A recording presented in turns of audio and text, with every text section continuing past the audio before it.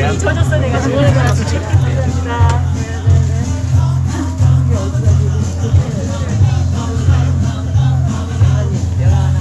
아, 예, 예, 예. 감사합니다. 네, 감사합니다.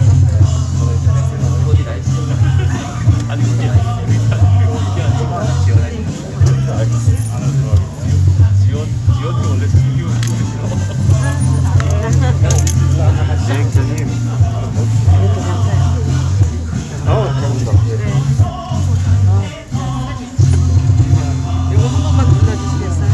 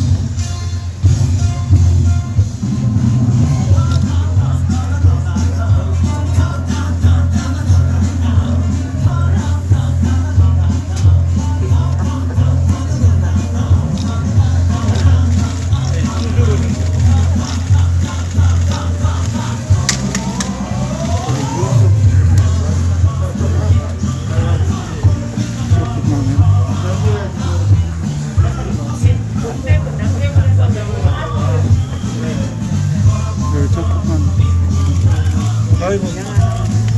예. 아, 예. 반갑습니다. 저는 오늘 그 사회를 맡은 그 김현정 상황실장입니다. 반갑습니다. 예, 지금부터 이낙연 당대표님을 모시고 합니다 박영선, 합시다 박영선 캠프와의 대화를 여기 심사 박수로 시작하도록 하겠습니다.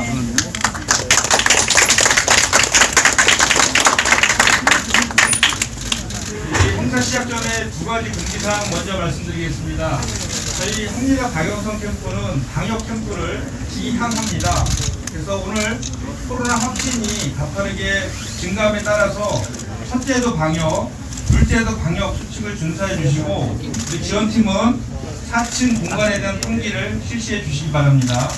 그리고 오늘 행사는 이곳 중앙홀만 언론에 공개되며 나머지 공간은 전부 비공개로 진행되오니 언론인 여러분께 협조의 말씀을 강조드립니다. 그럼 먼저 반드시 서울시 대전환을 해내겠다는 각오로 서울 구석구석을 걷고 있는 합니다 박영선 서울시장 후보로부터 이낙연 더불어민주당 당대표 방문에 대한 환영사를 듣도록 하겠습니다. 힘찬 박수 부탁드립니다.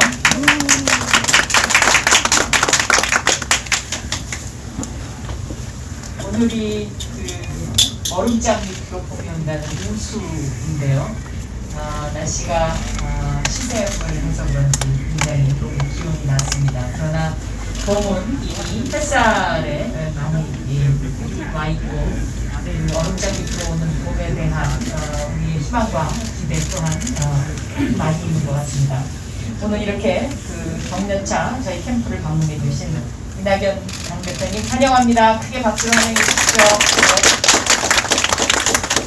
지난 일요일 이낙연 당대표님하고 같이 설 민심 기자 간담회가 있었는데 그때 당대표님께서 하셨던 말씀이 아주 기억이 납니다.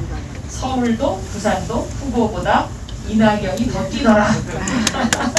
이 말씀을 듣고 싶다고 하셨는데 오늘 약속대로 이렇게 저희 박영선 캠프를 찾아주셨습니다. 오늘 이렇게 이낙연 당대표님 모시고 저의 주요 공약인 서울시 대전환 21분 퍼펙트 도시 설명을 드리려고 하는데요. 이 21분 퍼펙트 도시가 어떤 것인지 먼저 그거는 우리 각사 듣고 그 다음에 영상부터 준비가 되어 있습니다. 영상만 먼저 해주시면 되겠습니다. 그러면 영상은 좀 이따 우리 보는 걸로. 대표님 갖다 듣고 그 다음에 이제 알겠습니다. 일정이 많은 관계로 그렇게 하겠습니다. 그러면 일단 오늘 우리 이낙연 당대표님의 합시다 박영선 캠프 방문을 열렬히 환영하면서 대표님 말씀 청해 듣도록 하겠습니다. 감사합니다. 바로 이어서 답변하도록 하겠습니다. 우리 이거 이낙연 당대표님이 이거 정도가 이제 정치의 심장이기도 하지만 우리 당대표님의 지역구이시기도 합니다. 그 지역구에 있는 우리 캠프를 찾아오는 것도 큰 인연이다 이렇게 생각합니다. 박수 부탁드리겠습니다. 네, 여러분 반갑습니다. 합니다. 박영선 이러니까 다른 당 후보도 나도 합니다. 합니다. 봤더니 박영선 후보는 일합니다. 다른 당 후보들은 안 합니다. 네, 말만 하는 사람과 일하는 사람의 차이가 나타날 거라 생각합니다. 우리 박영선 예비후보께서 장관 하실 때 소상공인들을 위해서 장관으로서 할 일이 남아있다. 그래서 이 출마 결심을 조금 미뤄가지고 제가 애를 탄 적이 있어요. 그때 몸무게가 한 5kg 빠졌습니다. 근데 정말로 계속 그러더라고요. 제가 어떻게 됐을까 생각하면 아쉽게요. 결심을 해줘서 얼마나 고맙습니다. 여러분 결심해줘서 고맙다는 감사와 고맙습니다.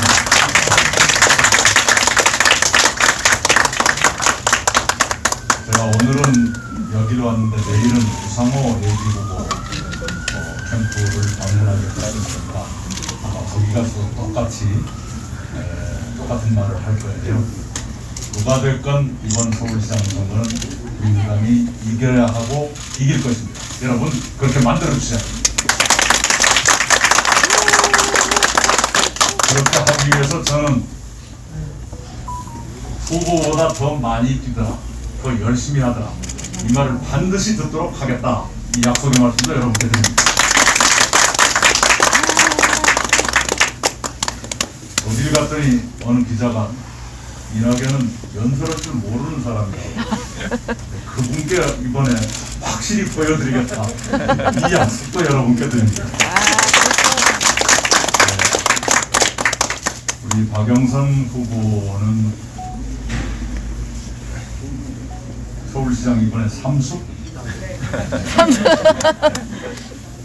재수 넘는 것은 장수라고 해요.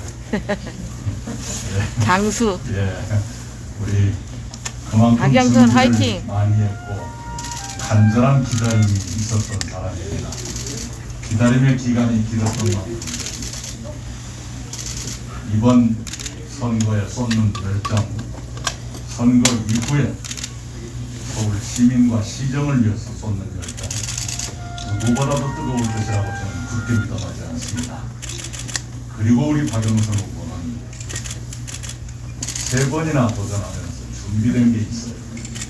서울시를 이렇게 만들겠다.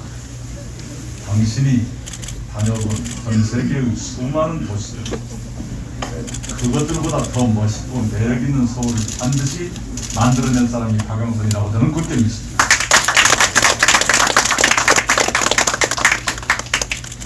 국내 유명한 건축가 한 분이 이런 말씀을 최근에 했어요. 파리가 세계의 문화도시, 문화수도가 된 이유는 에펠탑 때문이 아니라 상하수도 때문이다. 이런 말씀을 했어요. 상하수도가 완비되어서 전염병으로부터 안전한 도시가 되었기 때문에 세계의 문화예술인들이 파리로 모여서 파리가 세계의 문화수도가 될 수 있었다. 이런 얘기입니다.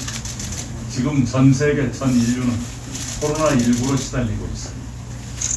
코로나19로부터 가장 안전한 도시는 그럼 어디인가? 서울. 그래서 파리가 에펠탑 때문에 문화수도가 된 것이 아니라 안전성 때문에 문화수도가 되었다면, 이제 서울은 코로나로부터의 안전성, 팬데믹으로부터의 안전성, 바로 그것 때문에 세계의 수도가 될 자격이 충분히 있고, 세계의 수도 중에서도 박영선 후보가 꿈꾸는 혁신 수도, 문화 수도, 역사와 미래를 동시에 갖춘 가장 매력적인 수도가 될 것이다. 저는 이렇게 굳게 믿어하지 않습니다. 여러분, 그런 수도를 박영선과 함께 꿈꾸어 주시기 바랍니다. 네. 뭔가 선거 본능 같은데 오래 기다렸습니다. 저도 봄이 오기를 기다리듯이 오래 기다렸습니다. 여러분, 제가 언제부터인지는 모르지만 여러분과 함께 하겠고, 특히 종로 구민 여러분은 작년 4월 15일 저한테 주셨던 것 59%보다 1%라도 더 많은 표를 박영선 후보한테 주셔야 됩니다. 이번에 선거 이후에 제가 자주 못 간 종로의 골목골목도 최대한 들어다니도록 노력하겠습니다. 우리 한영수 회장님 같이 다녀주시기 바랍니다. 유양순 회장님 어디 계세요? 함께 해주시기 바랍니다. 김행선 중부 부의장님 어디 계세요? 많이 도와주시고요. 선정환 우리 동지, 종로의 당직자들이 전부 여기 와 있어요. 우리 이미자 여성위원장, 당사에서는 안 보이는데 여기 와서 빨리 보이네요. 그래요. 우리 종로가 일심동체가 돼서 최선을 다해서 박영선 후보를 돕고 있다. 이 말씀을 드립니다. 고맙습니다.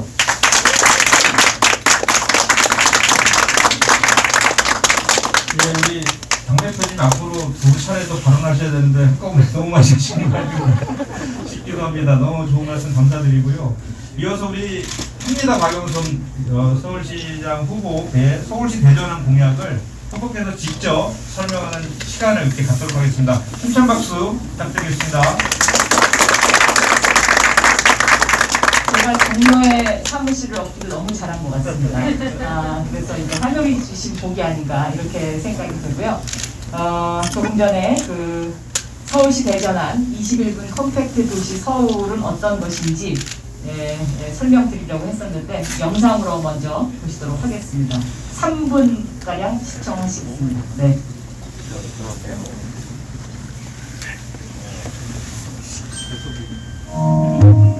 걸어서 9분 이내 차 없는 거리 슈퍼블럭. 탄소 배출을 줄여서 건강한 도심으로 탈바꿈한 9분 도시 바르셀로나.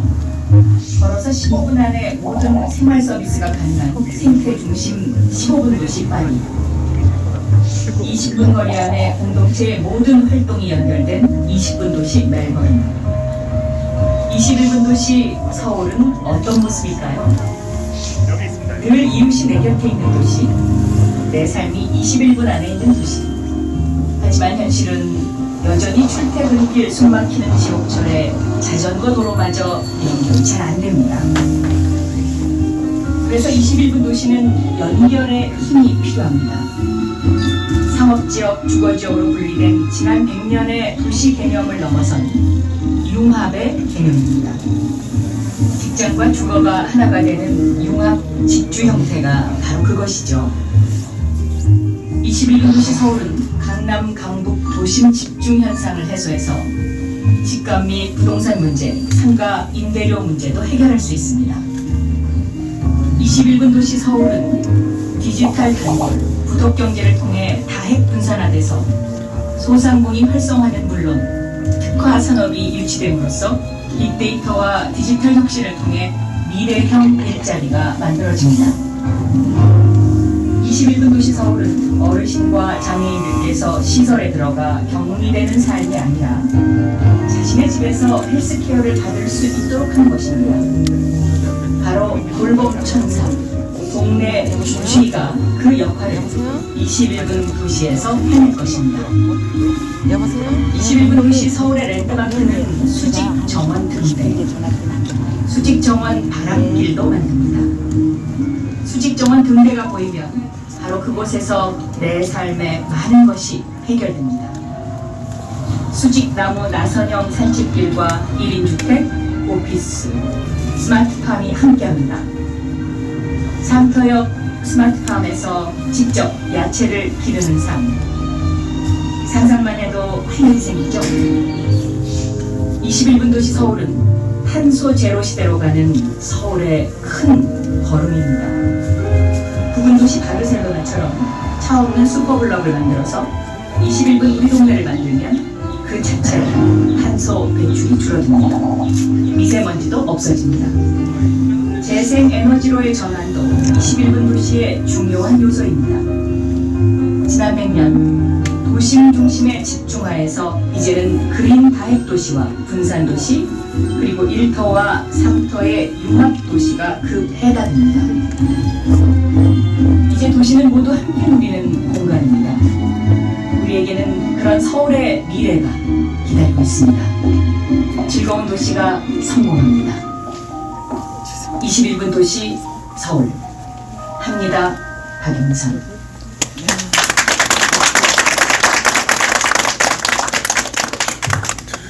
네, 지금 보신 대로 21분 도시는 21분 안에 내 삶의 모든 것, 주거, 교육, 헬스케어 등등 모든 것들이 해결되는 그러한 것입니다. 특히 요즘 젊은이들은 집주 근접의 개념을 굉장히 좋아합니다. 그래서 이 집주 근접, 직장과 주거가 가까이 있는 그 삶을 추구를 하는데요. 조금 전에 앞에 제 국회의사당 그 화면을 좀 보여주시면 이게 바로 국회의사당 정문 앞에서 본 그 동쪽으로 놓여 있는 도로입니다. 그런데 제가 이제 이걸 한번 그냥 가정을 해본 것인데요. 그 국회의사당을 건너자마자 공원이 하나 있습니다. 근데 이 공원이 양쪽에 2차선 도로가 있고 거의 버려진 공원처럼 꽤 넓이가 큽니다.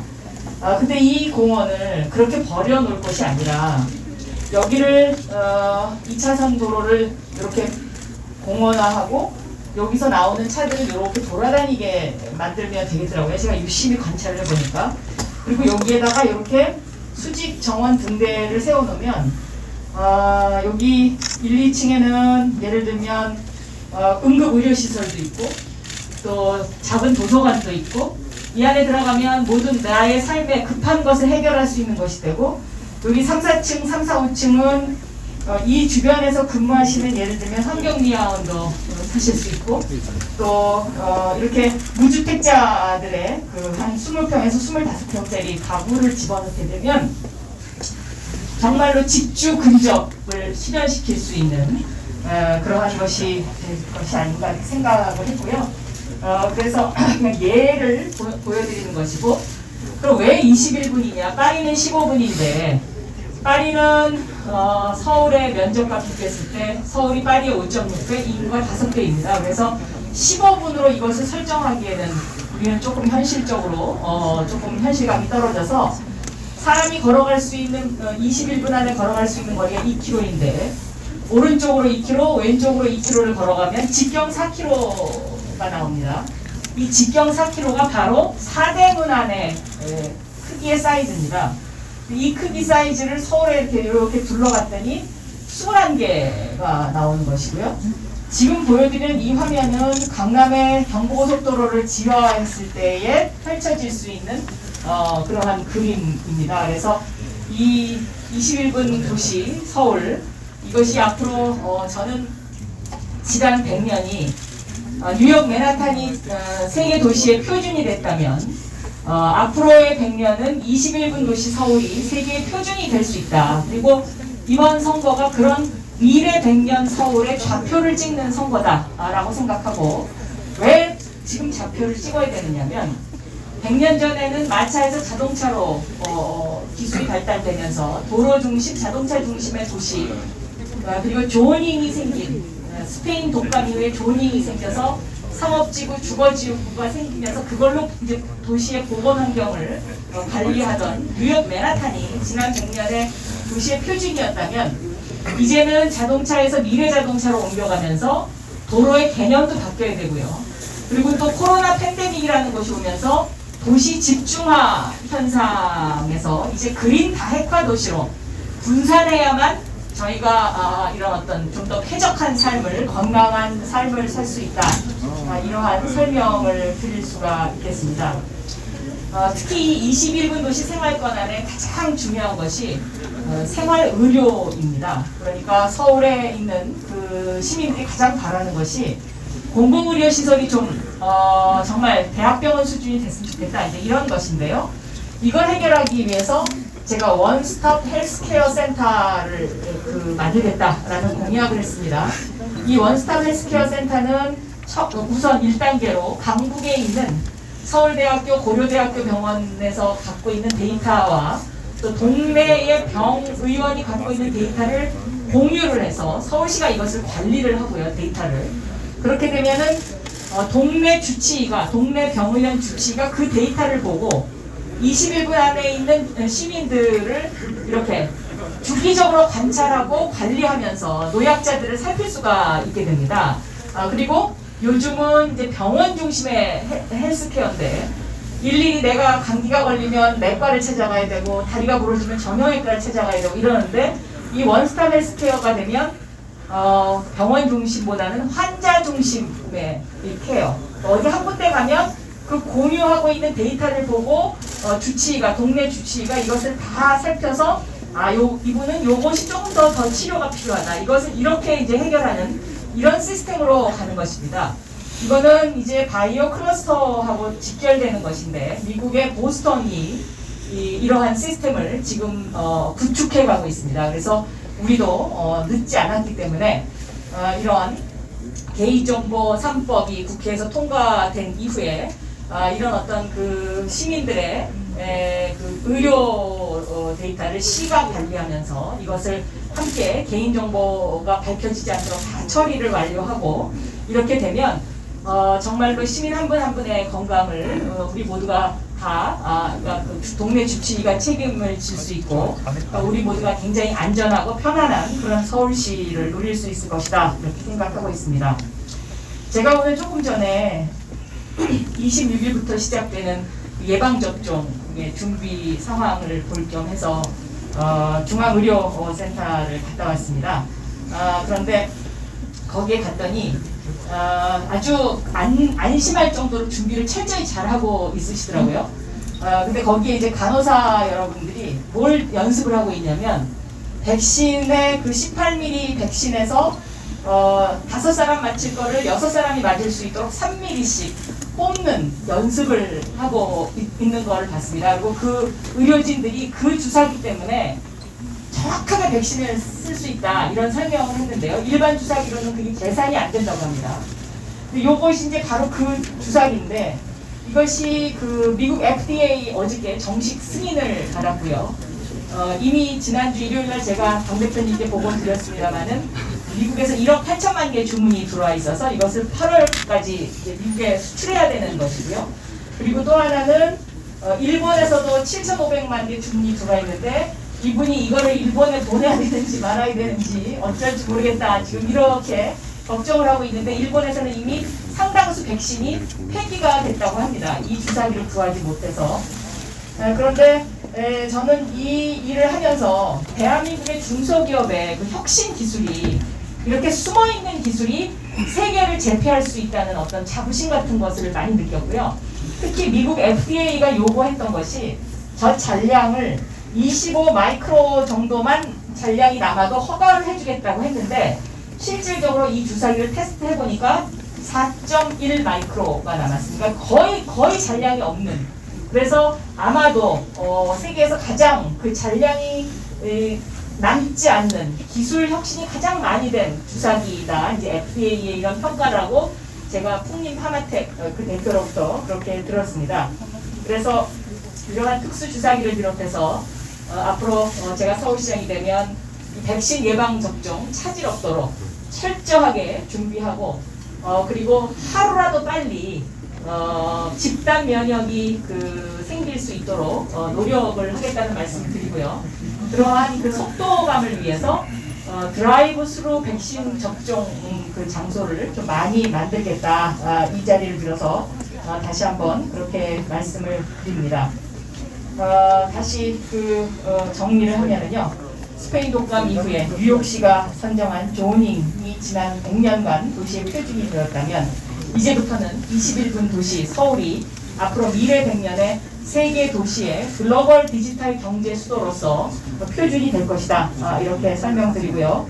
박영선의 서울시 대전한 21분 내에 모든 것이 내 삶의 모든 것이 해결되는 21분 컴팩트 도시 합니다. 박영선, 이낙연 대표와 함께 합니다.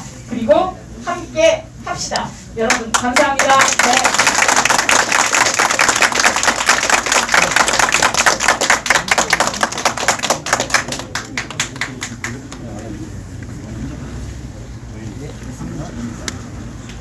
예, 언제 들어도 이렇게 시원시원한 목소리가 너무 잘 와닿는 것 같습니다.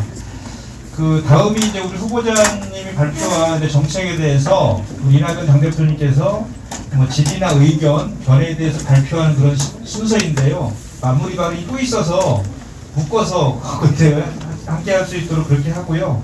다음은 우리 캠프 관계자들과의 대화 시간을 이어가도록 하겠습니다.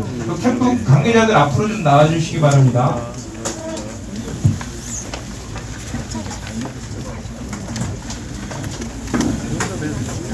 저희가 나름대로 캠프에서 일하는 우리 자원봉사자 분들을 대학생, 청년, 소상공인 이렇게 의미 있는 분야별로 좀 이 자리에 모셨습니다. 그래서 그 관련된 의견들 좀 들어보고 그와 관련된 우리 박영선 예비 후보님과 이낙연 대표님의 답변들을 듣고 이렇게 자연스러운 시간을 좀 마련했습니다.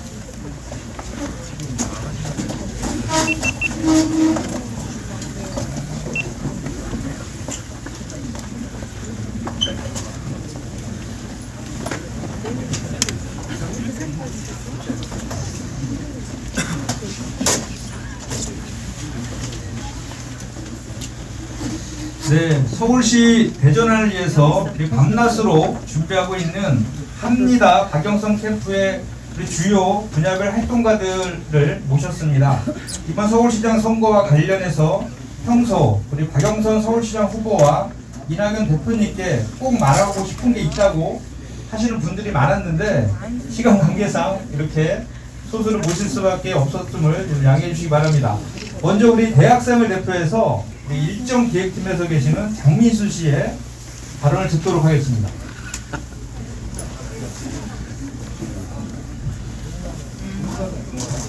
서서 해야겠죠? 네. 예, 안녕하세요. 저는 박영선 캠프 일정 기획팀에서 자원봉사를 하고 있는 장민수입니다. 이렇게 발언을 할 수 있는 기회를 주셔서 굉장히 감사한데 굉장히 떨립니다. 제대로 말을 잘 할 수 있을지 모르겠는데 우선 아까 대학생이라고 저를 소개를 해주셨는데 거의 이제 제 또래들은 이제 막 학기거나 아니면은 대학을 졸업하고 취업 준비를 하고 있는 그런 청년들이 굉장히 많습니다. 취준생이라고 하죠. 안 그래도 이 취업 시장이 얼어붙어가지고 굉장히 힘든데 이 코로나 상황까지 겹쳐지면서 더욱 힘든 상황에 청년들이 많이 놓이게 되었습니다. 그래서 저는 이제 그런 청년들에게 조금이나마 도움이 되고자 캠프에 직접 청년 당사자의 한 사람으로서 참여를 하게 되었습니다. 청년 문제도 문제지만 지금 대한민국 전체가 대한민국 국민들이 다 이제 건강권이 위협당하고 있는 실정입니다. 그 중에서도 이제 코로나의 위협이 가장 큰데 그런 코로나의 위협이 빨리 벗어나야 다음 단계, 서울도 다음 단계의 서울로 나아갈 수 있다고 생각을 합니다. 그런 측면에서 아까 우리 박영선 후보님께서도 많이 설명을 해주셨지만 그 쥐어짜기 주사기를 비롯한 어떤 FDA 승인 과정에서도 아주 엄청난 역할을 많이 하셨는데 이런 서울 시민들이 보다도 안전하게 생활할 수 있는 안전한 서울을 만드는 데 있어서 그런 박영선 후보님의 어떤 추진력과 성과가 꼭 서울시정에 반영이 되어야 된다고 저는 확신을 가지고 있고요. 그 과정에서 이낙연 대표님께서도 많이 도와주시고 또 안전한 서울, 또 안전한 대한민국을 만드는 데 있어서 꼭 함께 해주셨으면 좋겠습니다. 감사합니다. 이 발언들이 질문은 아니고 재원이기 때문에 부담 없이 들으시면 될 것 같습니다. 다음으로 여성이고 청년이자 우리 합니다 박영선 캠프의 막내입니다. 이지원 씨의 의견을 듣도록 하겠습니다. 네, 안녕하세요. 저는 지금 지원팀에서 자원봉사하고 있는 이지원이라고 합니다. 네, 항상 벽면에서 사진으로만 뵙다가 이렇게 실제로 뵙고 정책에 대해서 제가 말씀을 드리는 자리를 갖게 되어서 정말 너무 영광이고 굉장히 떨리네요. 카메라가 너무 많아서. 네, 저는 작년에 서울시 청년공간이라고 하는 무중력지대 양천이라는 청년기관에서 근무를 했었는데요. 네, 아무래도 코로나다 보니까 되게 많은 청년들이랑 비대면으로 소통을 하면서 좀 교류를 했었습니다. 그러면서 느꼈던 점이 아무래도 코로나다 보니까 그 상황상 굉장히 공공의료에서 소외되는 청년들이 많다라는 거를 느꼈어요. 그래서 이번에 제시를 해주신 원스톱 헬스케어 구축이라는 정책으로 대형 병원이랑 동네 병원이랑 이제 권역별로 연계를 하게 되다 보면은 저같이 좀 평일에 병원을 예약 잡고 가기 어려운 이런 알바나 좀 일을 하는 근로청년들도 같이 동네에서 이렇게 헬스 케어를 받을 수 있고 좀 안전한 서울로 함께 할 수 있는 그런 좋은 시스템 구축을 할 수 있을 거라고 생각이 듭니다. 그리고 아무래도 코로나 때문에 지금 청년층이나 노년층이 되게 우울감이 심화되고 있다고 하는데 몸 건강뿐만 아니라 마음 건강까지도 함께 좀 케어를 할 수 있는 그런 시스템이 도입이 되었으면 좋겠습니다. 이 과정에서 대표님께서도 많이 도움을 주셨으면 좋겠습니다. 감사합니다. 저희가 미리 준비한 거 아닙니다. 말씀을 잘 해주시는데 저희가 한 10분의 정도가 말씀을 하실 생각이었는데 시간 관계상 한 분만 더 듣고 지금 일정이 지금 시간이 빠듯해서요. 마지막으로 우리 중소상공인 분야를 대표해서 우리 조직팀에 있는 조동준 씨로부터 말씀을 드리도록 하겠습니다. 먼저 이렇게 발언을 기회를 주신 우리 이낙연 당대표님과 우리 박영선 의원님 너무 감사드립니다. 중소상공인을 대표하기 조금 좀 아닌 것 같고요. 그래서 저희 청년조직본부에서 자원봉사를 하고 있는 저는 조동준이라고 합니다. 저는 아이 셋의 아빠고요. 그리고 서울에서 태어나진 않았지만 서울에서 35년 넘게 살아서 저는 서울 시민이라고 생각하는 사람입니다. 제가 출퇴근을 이렇게 대학 다닐 때 빼고는 지하철 이용한 적이 없는데요. 정말 좋아졌다 했고 코로나로 이용객이 줄었다고 했는데 출퇴근 때 지옥철의 풍경은 진짜 변함이 없는 것 같습니다. 오늘도 그렇고요. 주말에도 항상 사람이 많더라고요. 근데 정말 걱정이 되는 거는 우리 후보님께서 제안하신 21분 퍼펙트 도시 과연 어떤 풍경들이 이렇게 펼쳐질까 솔직히 잘 우리는 아는데 이제 주변 분들이 잘 모르시는 것 같고 우리 이낙연 전 대표님은 당연히 잘 아시겠지만 주변에 많이 홍보를 해주셔야 되는데 아직도 모르는 분이 많이 있는 것 같습니다. 정말로 출퇴근과 그다음에 수직 정원, 스마트팜, 어제 말씀하신 원스톱 헬스케어까지 이게 과연 걸어서 21분 안에 될까? 정말 걱정스럽긴 하거든요. 근데 이거는 당연히 해야 될 일이라고 생각합니다. 저희 아이들이 앞으로 커서 학교 다니고 또 직장도 다니고 결국은 서울에서 계속 살 것 같거든요. 그리고 저희 이제 연로하신 우리 부모님도 결국은 서울에서 이제 마무리를 하실 것 같은데 그것을 위해서 결국은 21분 우리 컴팩트 도시가 정말 이루어야 된다고 생각하고요. 그 기반은 처음 시작을 우리 박영 후보님께서 이제 하시는 거라고 생각합니다. 그 하시는 거에 있어서 처음이 진짜 시작이 반이라고 이제 시작하시니까 당연히 해야 된다 생각하시고 많이 도와주시면 감사하겠고요. 제가 구로에서 우리 박영선 후보님은 이제 한 15년 정도를 계속 뵌 것 같아요. 저도 진짜 매스컴으로 더 많이 뵀는데 정말 어렵고 소외된 이유들 정말 많이 도움 주셨고 관심 가져주셨거든요. 제가 보기에는 우리 박영선 후보님은 결국 한다면 하는 후보인 것 같습니다. 정말 슬로건 잘 잡으셨는데요. 합니다 박영선 이름처럼 곧 분명히 하실 테니까요. 한다면 하는 박영선 밀어주십시오. 고맙습니다. 네, 우리 이정에 치여서 늘 이제 힘드실 텐데 우리 박영선 예비군님께서 활짝 웃으셨습니다. 네, 역시 우리 합니다 박영선 캠프의 자원봉사자들 같습니다. 네, 다음은 박영선 예비후보님의 아까 정책 발표 그리고 여기 재원하신 재원자들의 말씀 포함해서 이낙연 그 더불어민주당 대표님의 마무리 발언 이렇게 듣도록 하고 그 이어서 박영선 예비후보님의 마무리 발언 듣도록 하겠습니다.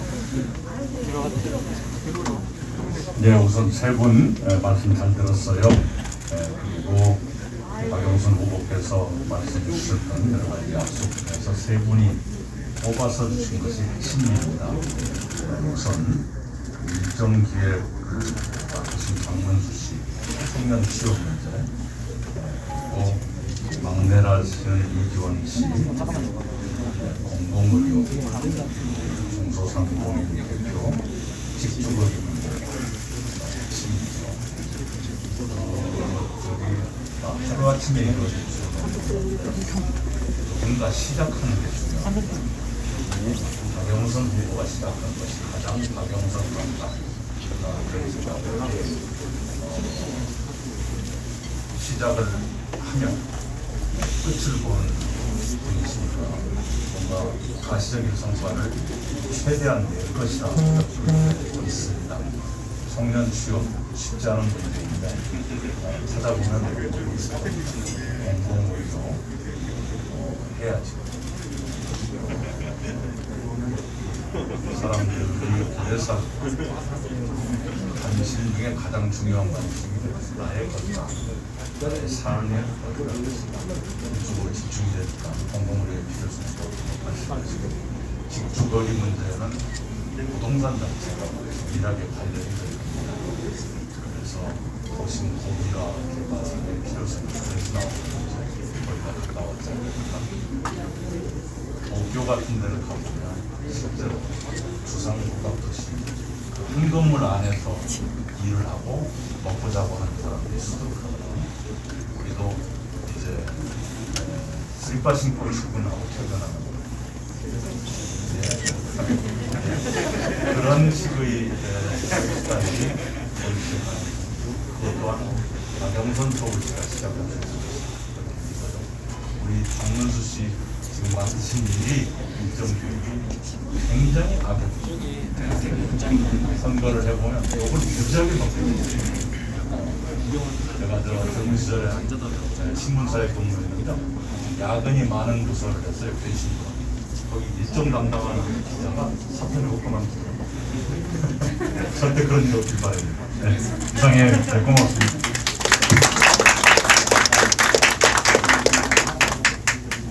제가 이어서요. 제가 중소벤처기업부 장관 발령을 받고 얼마 있었을 때 그때 이낙연 총리님께서 저한테 이런 말씀을 해주셨습니다. 아마 정부의 여러 부처가 있지만 중소벤처기업부 장관이 앞으로 굉장히 실적을 많이 낼 수밖에 없을 것이다. 그리고 대한민국이 그 디지털로 전환하는 그런 어떤 그 전환기에 있기 때문에 굉장히 중요한 부서가 될 것이다. 이런 그 예언을 해주셨고요. 그리고 저한테 무슨 말씀을 해주셨냐면 문재인 정부에서 디지털에 기반을 깔았다. 이 얘기만 듣게 일을 해다오. 그러면 우리는 국민들로부터 아마 뭔가 일을 했구나라는 이야기를 들을 수 있을 것이다. 이런 말씀을 해주셨는데요.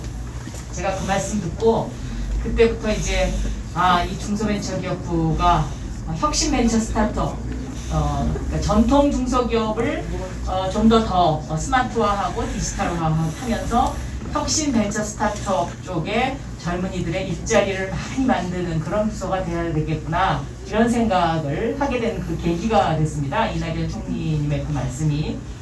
그래서 실질적으로 제가 그쪽에 좀 많은 그 일의 비중을 많이 쏟아부었습니다.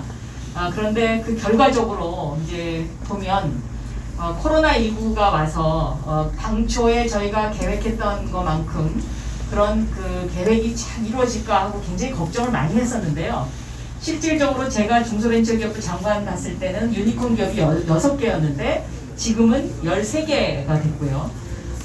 그리고 일자리도 다른 곳은 이제 많이 다 줄어들고 마이너스라고 하는데 이 혁신 벤처 스타트업 쪽은 일자리가 오히려 1년 사이에 12만 개가 늘어나는, 그러니까 일자리의 중심 이동이 지금 이미 이루어지고 있고, 이 코로나19의 그 긴 터널 속에서도 그 분야는 가장 활발하고, 또 지난 1년 동안의 벤처 투자도 사상 최고치를 기록했습니다. 4조 3천억. 그래서 그 이낙연 총리님께서 그 당시에 그 지침을 미리 주셔서 저희가 어떻게 보면 코로나19가 올 줄 몰랐는데 코로나19가 온 것을 대비한 그런 부서가 되게 됐다는 말씀을 이 자리를 빌어서 드립니다. 오늘 이 당 대표님께서 캠프를 방문해 주셔서 이제 앞으로 더 모두들 더 신나서 일을 할 수 있지 않나 이렇게 생각합니다. 그렇죠? 네. 그런 의미에서 큰 박수 한번 부탁드리고요. 어느새 이제 D-48일이 됐습니다. 이것이 길면 길고 또 짧으면 아주 짧은 그런 48일입니다. 제가 출마 선언을 하기 전의 분위기와 지금은 좀 많이 바뀌었고, 또 그 사이에 이런저런 여론조사가 많이 나왔는데 당대표님께서 이것이 박영선 효과다 뭐 이런 말씀도 해주시고, 그래서 기사화된 것을 제가 봤습니다. 그래서 늘 이렇게 격려해 주셔서 너무 감사의 말씀 드리고요. 앞으로 우리 합니다. 박영선 캠프는 어떠한 역경이 있어도 반드시 승리로서 이낙연 당대표님께 보답하도록 하겠습니다. 감사합니다.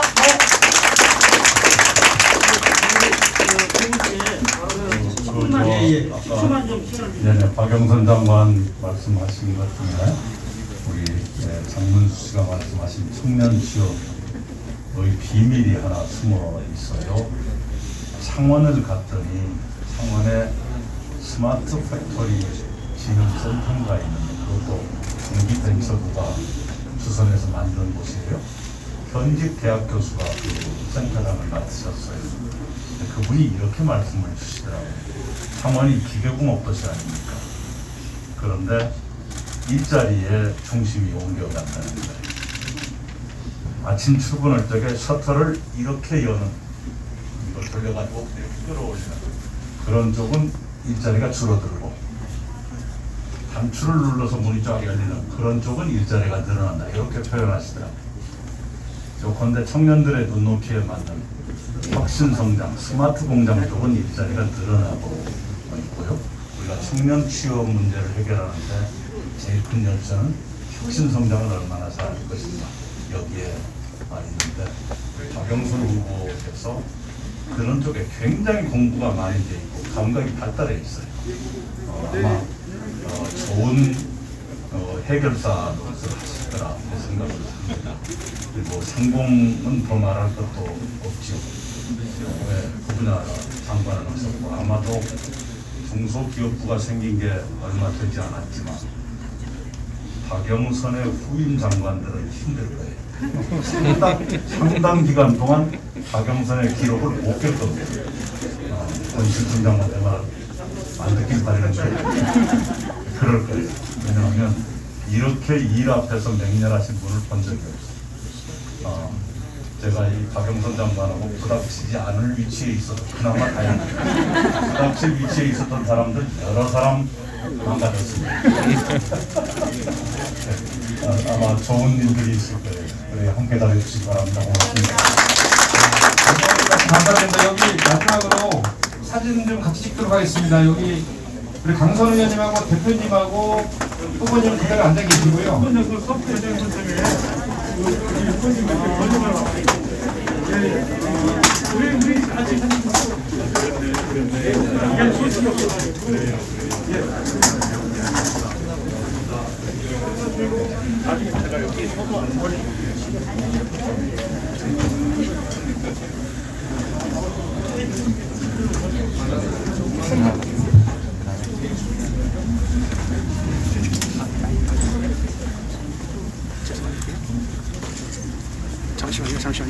잠시만요. 자, 잠시만요.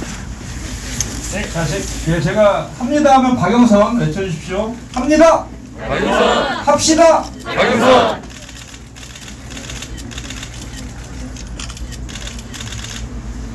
예, 이것으로 캠프에 대한 시간 마치고요. 간략하게 우리 비공개로 이제 그 캠프 격려 시간을 우리 후보님이